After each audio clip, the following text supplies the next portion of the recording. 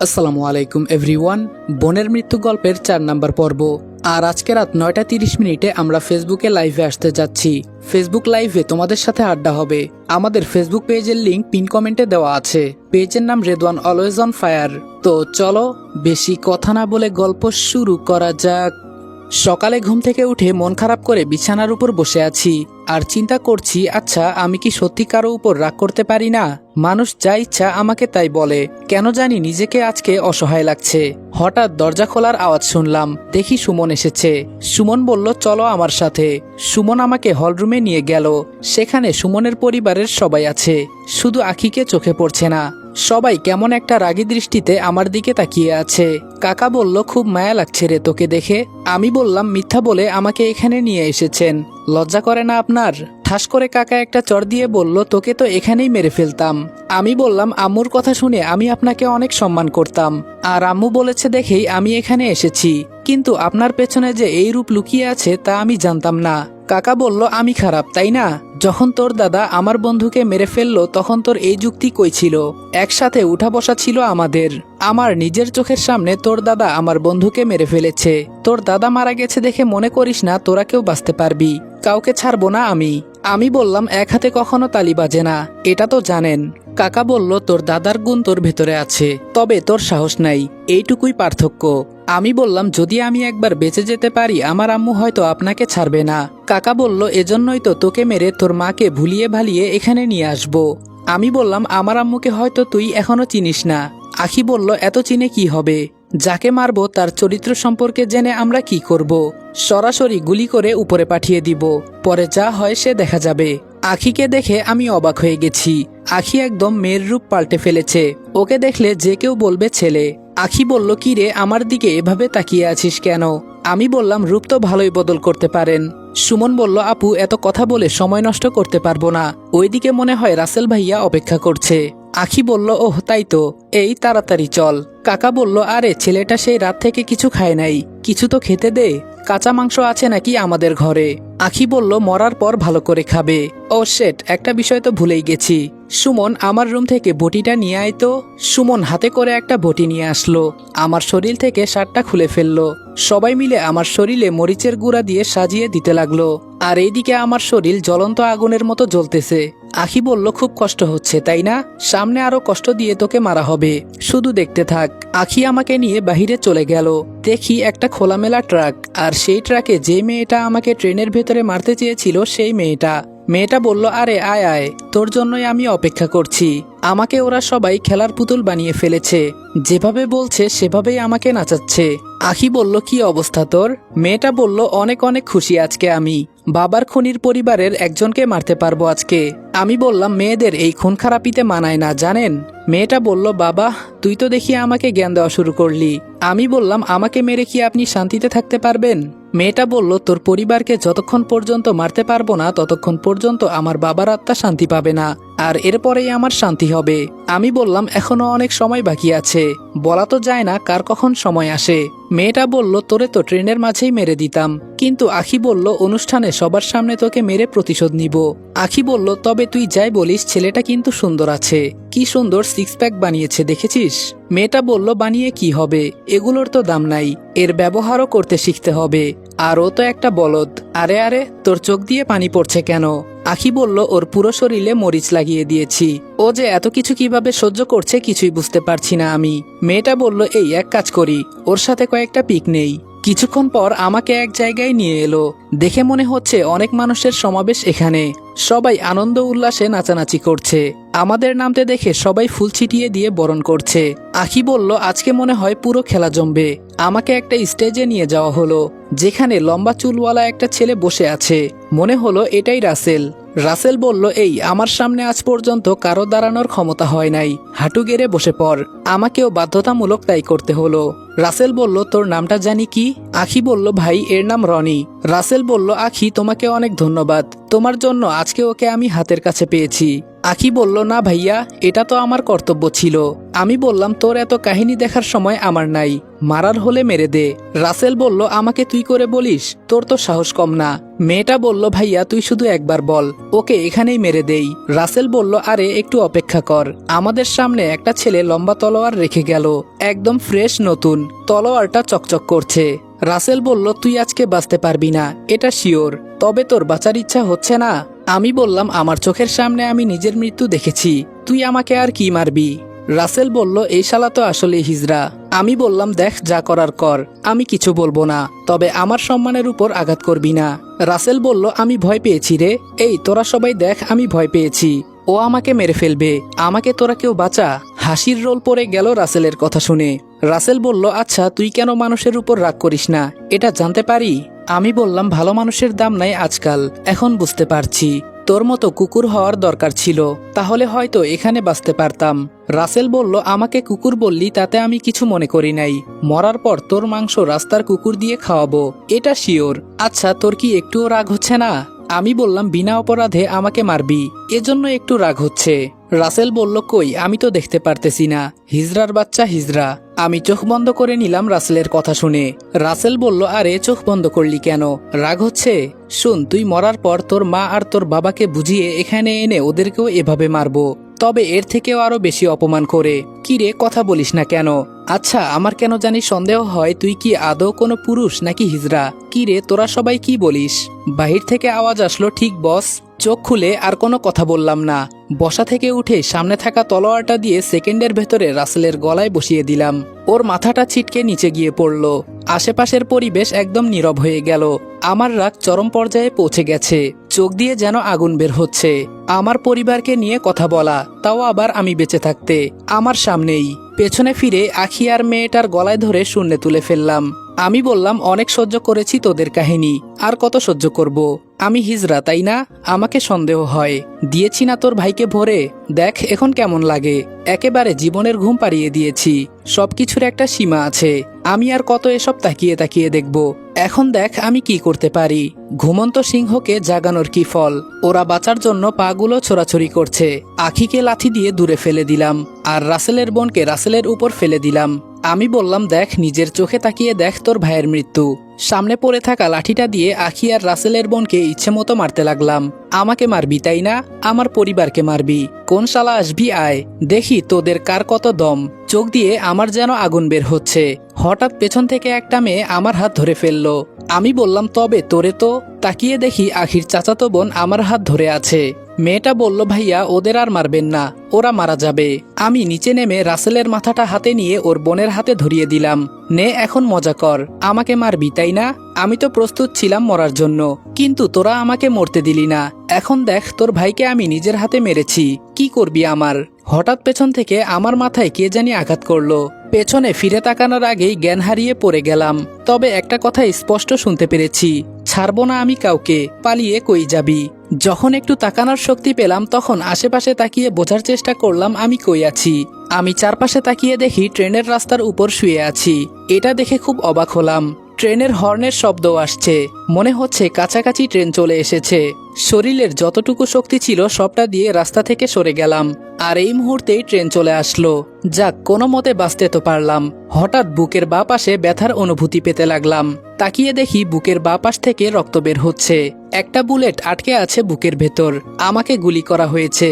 যে করেই হোক এখন আমাকে হাসপাতালে যেতে হবে, না হলে মনে হয় এখানেই মারা যাব। আর শরীরে মরিচ থাকার কারণে অনেক জ্বালাপোড়া করছে। আস্তে আস্তে ওঠার চেষ্টা করলাম। শরীরে এতটুকু শক্তি নেই যে কোনো দিকে হেঁটে যাব, তাও উঠে হাঁটার চেষ্টা করছি। ওই তো সামনে একটা ছোট গ্রাম দেখা যায়। কোনো মতে গ্রামের দিকে গেলাম। গিয়ে দেখি কিছু ছেলে মেয়ে খেলা করছে। আমাকে দেখে ওরা বলল, এই দেখ পাগল এসেছে। হায়রে কপাল, এখন আমাকে ওরা রাস্তার পাগল বানিয়ে দিয়েছে। হেঁটে হেঁটে একটা বাড়ির সামনে গেলাম, আর ছেলে মেয়েগুলো আমাকে পাগল পাগল বলে পিছু পিছু আসছে। দেখি একজন বয়স্ক মহিলা বসে বসে পান চিবাচ্ছে। আমি একটু জোরেই বললাম, আন্টি আমাকে একটা হেল্প করবেন? মহিলাটা বলল, এই পাগল ছাগল যে কোথায় থেকে আসে বুঝি না, মাফ করো বাবা, তোমাকে খাওয়ানোর মতো ঘরে কিছুই নেই। আমি বললাম আন্টি এমন কিছুই না, শুধু আপনার ফোনটা একটু দিবেন, 1 মিনিট কথা বলবো। মহিলা বলল পাগলে তো দেখি সেই রকম যুক্তি দিতে পারে, ফোনটা নিয়ে পালিয়ে যাবি না তো? এখন আমার যে অবস্থা যে কেউ দেখলে পাগল বলবে, এটাই স্বাভাবিক। আমি বললাম বিশ্বাস করেন আন্টি, খুব বড় একটা বিপদে পড়েছি, আর আমি পাগল নই। অসহায় দৃষ্টিতে তাকিয়ে বললাম। আন্টি বললেন পাগলে কি আর বলে আমি পাগল? এই ছেলে মেয়েরা তোমরা তাকিয়ে দেখছো কি, ওকে এখান থেকে তাড়িয়ে দাও। হঠাৎ একটা মেয়ে বের হয়ে বলল এই তোমরা থামো, একদম ওনার গায়ে কেউ হাত দিবে না। মেয়েটা দেখতে আমার বোনের বয়সী।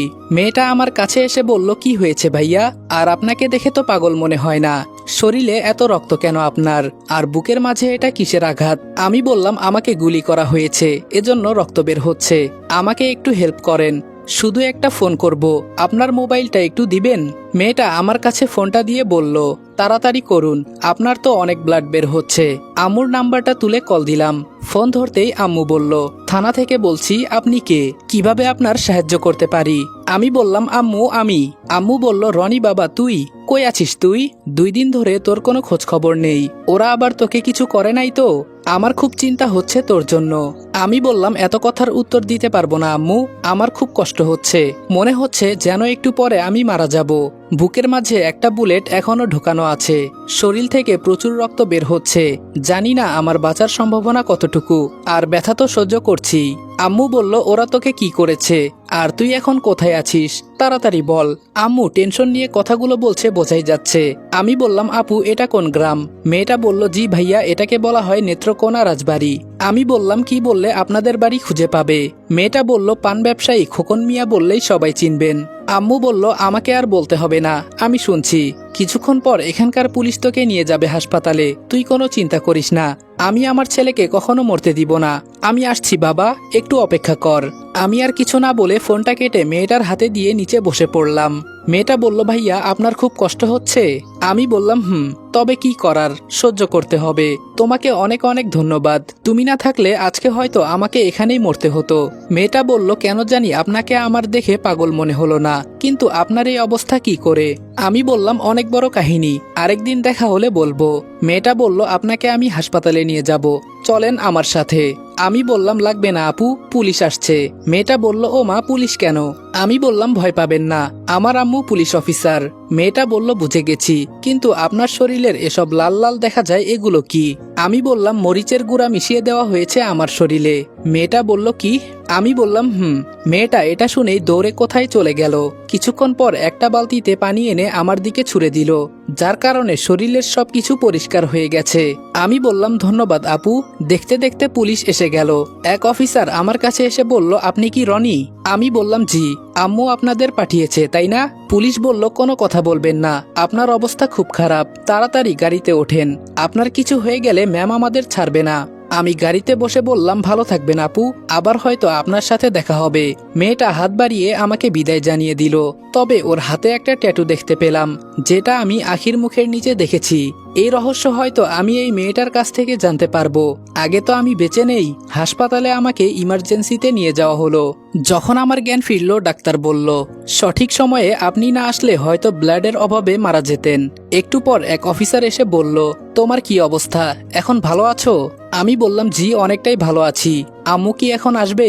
অফিসার বলল চিন্তা করো না, একটু পরেই উনি এসে যাবেন। আচ্ছা তোমার কি হয়েছে বলতে পারবে? আমি বললাম আপনি আমাকে সাহায্য করেছেন এটাই অনেক, তবে আমার কিভাবে কি হয়েছে এটা জানতে চাইবেন না। অফিসার বলল আচ্ছা সমস্যা নেই, তোমার মাকে তো তুমি চিনো, উনি কতটা রাগী, এসে আমাদের বকাবকিও করতে পারে। আমি বললাম আমি তো আছি, চিন্তা করতে হবে না। অফিসার বলল আমার একটু প্রমোশন দরকার, ঘরে ছেলে মেয়ে আছে, এই টাকায় হয় না, যদি তোমার মাকে বলে একটু। আমার আম্মু পুলিশ হয়েছে তো কি হয়েছে, ওনার উপর লেভেল পর্যন্ত হাত আছে, কখন কি করতে হয় উনি খুব ভালো করেই জানেন। আমি বললাম থাক থাক আর বলতে হবে না, এত টাকা দিয়ে কি করবেন, আবার প্রমোশন লাগে? অফিসার বলল এই তো ম্যাডাম এসে গেছেন। আম্মু গাড়ি থেকে নেমেই আমার কাছে এসে আমাকে জড়িয়ে ধরে কান্না করছে। আম্মু বলল বাবা এসব কিভাবে হলো, তোরে কে কি করেছে বল, ওদের ঘর থেকে টেনে বের করে মারবো আমি। আমি বললাম আম্মু এসব কিছু নিয়ে এখন চিন্তা করো না, আমি যদি মারা যেতাম। আম্মু বলল বাবা এসব অলক্ষণে কথা একদম মুখে আনবি না। মাহিকে দেখি আমার পাশে দাঁড়িয়ে আছে। আমি বললাম কি রে মাহি, ভালো আছিস তুই? মাহি বলল, আমি আরো আগেই আম্মুকে বলেছি আমি ভাইয়ার কাছে যাই, কিন্তু উনি আমাকে যেতে দেয় নাই। আজকে যদি তোর কিছু হয়ে যেত? আম্মু আমার কপালে হাত দিয়ে বলল, বাবা এসব কিভাবে হলো, আমাকে একটু বলবি? আমি বললাম, আম্মু আগে আমাকে একটু সুস্থ হতে দাও, পরে বলি। আম্মু বলল, তোর যখন ইচ্ছা তখন বলিস, কেমন? হঠাৎ এক সাইডে সুমনের মতো কাউকে দেখলাম। বুঝে গেলাম ওরা হয়তো জেনে গেছে আমি এখনো বেঁচে আছি। ভুল করেছি আমি, অনেক বড় ভুল। সাপকে ঠিকই মেরে ফেলেছি, কিন্তু সাপের বাচ্চাদের যে আমার মারা উচিত ছিল, এটা তখন আমার মাথায় ছিল না। এক সময় সাপের বাচ্চাগুলো বড় হয়ে আমাকে খুঁজবে মারার জন্য। আমিও দেখব আমি থাকতে ওরা কিভাবে আমার পরিবারের গায়ে হাত তুলে। আগে আমাকে সুস্থ হতে দে। তোদের জন্য যেহেতু খুনি হয়েছি, তাহলে তোরা কিভাবে যে আমার হাত থেকে বাঁচবি এটাও আমি দেখতে চাই। আমি বললাম, আম্মু আমি আর এখানে এক মুহূর্তও থাকতে চাই না। মাহি বলল, হঠাৎ তোর কি হলো, এমন ছটফট করছিস কেন? আমি বললাম, পরে বলবো, এখন আমি কি বলছি সেটা করো। আম্মু বলল, অফিসার আমার ছেলেকে ধরে গাড়িতে তুলে দিয়ে আসো। আম্মুর কথা মতো ওরা আমাকে গাড়ি পর্যন্ত নিয়ে গেল। আম্মু বলল, তুই একটু অপেক্ষা কর, আমি ভেতরের ঝামেলাগুলো মিটিয়ে আসি। অফিসার বলল, আরে ম্যাম আমি থাকতে আপনি কেন, আপনি চলে যান, আমি এসব দেখে নিব, শুধু ভাইয়া একটু। আমি বললাম, আচ্ছা আমি দেখে নিব, তুমি চিন্তা করিও না। আম্মু বলল, কি রে বাবা? আমি বললাম, কিছু না আম্মু, পরে তোমাকে বলবো, আগে চলো। আম্মু ড্রাইভিং করছে আর মাহি আর আমি পেছনে বসে আছি। মাহি বলল, ভাই সত্যি তোর গায়ে কে হাত তুলেছে? আমি বললাম, থাক বোন, পরে বলবো, এখন ভালো লাগছে না। সেই রাত থেকে কিছু খাই নাই, শরীরে এক ফোঁটাও শক্তি নাই আমার। সাথে সাথে আম্মু গাড়িটা ব্রেক করে বলল, কি? আমি বললাম, আরে আম্মু গাড়ি চালাও, বাসায় গিয়ে একেবারে খাবো। আম্মু বলল, তোকে কে কি করেছে, কে কি বলেছে আমাকে বলতেছিস না, তুই দাঁড়া, আমি হোটেল থেকে তোর জন্য খাবার কিনে আনছি। আমি বললাম, তাড়াতাড়ি যাও। আম্মু খাবার এনে আমার হাতে দিল। মাহি বলল, ভাইয়া আমার কাছে দে, আমি তোকে খাইয়ে দেই। আমি বললাম, তাহলে তো আরো বেশি ভালো। আমি খাবার খাচ্ছি আর আম্মু একটু পরপর আমার দিকে তাকিয়ে দেখছে। আমি বললাম, কি হলো আম্মু, এভাবে একটু পরপর পেছনে তাকালে অ্যাক্সিডেন্ট করবে তো। আম্মু বলল, আমার ছেলের গায়ে কে হাত তুলেছে, তার কলিজাটা আমি মেপে দেখতে চাই, ওর ভেতরে কতটুকু সাহস আছে। আমি বললাম, আরে আম্মু এসব বাদ দাও, যা হয়েছে সব ভুলে যাও। আম্মু বলল, তুই না বললেও আমি এর খোঁজ নিব, ছাড়বো না আমি কাউকে। আমি বললাম, দেখ মাহি, আম্মু কি শুরু করেছে। মাহি বলল, ঠিকই তো বলেছে আম্মু, আমিও তোর কসম করে বলছি ওকে আমি ছাড়বো না। আমি মনে মনে বলছি, তুই ছাড়বি আর না ছাড়বি কি, আমি তো ওকে মেরেই ফেলেছি। এখন যদি আম্মুকে বলি আমি একজনকে খুন করেছি, আম্মু এটা শুনে জীবনেও বিশ্বাস করবে না। যে ছেলে কারোর সাথে কোনোদিন রাগ করে কথা বলে না, সে নাকি আবার মানুষ খুন করবে। পরে উল্টো আম্মু আমাকে দোষ দিবে। যখন আম্মু বলে তখন দুই পাঁচ বুঝিয়ে দিব। মনে মনে এগুলো বলছি আর চুপ করে হাসছি। কি ছিলাম আর কি হলাম। আবার হঠাৎ আম্মু ব্রেক করলো। আমি বললাম, আম্মু এখন আবার কি হয়েছে? মাহি বলল, সামনে তাকিয়ে দেখ। আসসালামু আলাইকুম এভরিওয়ান। বোনের মৃত্যু গল্পের 4 নাম্বার পর্ব এখানেই শেষ করলাম। ভিডিওটা ভালো লাগলে উড়াধুরা লাইক, কমেন্ট এবং শেয়ার করে দিও। আর আজকে কিন্তু রাত ঠিক 9টা 30 মিনিটে আমরা ফেসবুকে লাইভে আসতে যাচ্ছি। তোমরা কিন্তু অবশ্যই লাইভে জয়েন করবা। আমাদের ফেসবুক পেজের লিংক পিন কমেন্টে দেওয়া আছে। আর তোমাদের যদি কোনো প্রশ্ন থাকে সেটা তোমরা লাইভে করতে পারো। সেইখানে তোমাদের সকল প্রশ্নের অ্যান্সার আমি দেওয়ার চেষ্টা করব। তো দেখা হবে তোমাদের সাথে ফেসবুক লাইভে ঠিক রাত 9টা 30 মিনিটে। ততক্ষণ ভালো থাকবা, সুস্থ থাকবা। আল্লাহ হাফেজ।